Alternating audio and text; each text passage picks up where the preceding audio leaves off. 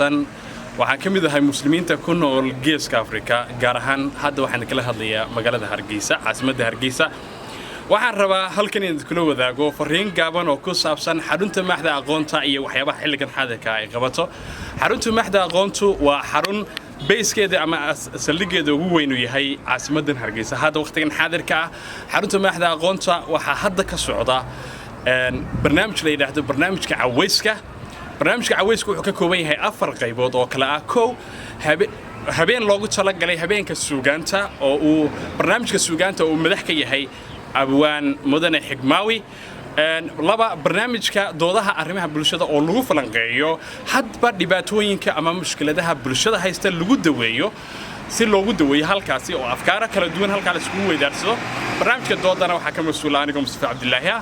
barnaamijka saddexaad waxa la yiraahdaa barnaamijka fikirka aqoonyahanka hadba waxa lagu soo casuumay cidii la tahmaya waa lecture loogu talagalay in aqoonyahanku ay isku weedaarsadaan maaragtay aqoontooda iyo khibrad wadaagooda ay ku sameeyaan waxaana ka mas'uul ah mudane Xamse Cumar Kujoog barnaamijka afraad waxa la yiraahdaa barnaamijka wacdiga diiniga ah waxaana ka mas'uul ah Dr. Maxamed Abiib oo cilmiga islaamiga PhD ka diyaariyay xarunta Maxda Aqoontu waxay soo dhaweynaysaa cid kasta oo aqoonyahan ah xarunta Maxda Aqoontu sidoo kale waxay leedahay barnaamij la yiraahdo Jaar Wanaag barnaamijka Jaar Wanaag waa barnaamij loogu talagalay in intii jaar ahiba reeraha ay isku bartaan isla marhaantaana ku wadaagaan danahooda gaarka ah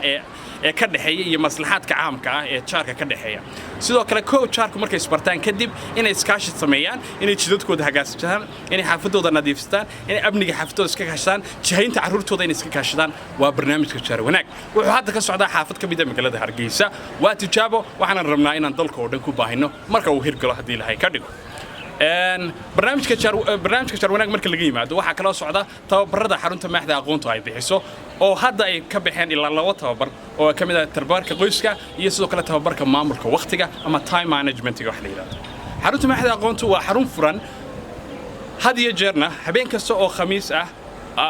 jimca soo galayo waxaanu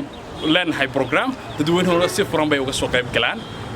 sidoo kale xaruntu waxay soo dhageynaysaa cid kasta oo aqoonyahana oo rabta in aqoontooda ay bulshadooda uga faa'iideeyaan